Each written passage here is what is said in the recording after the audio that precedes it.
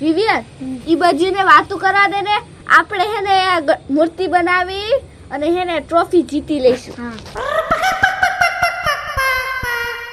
જલ્દી બનાય જલ્દી.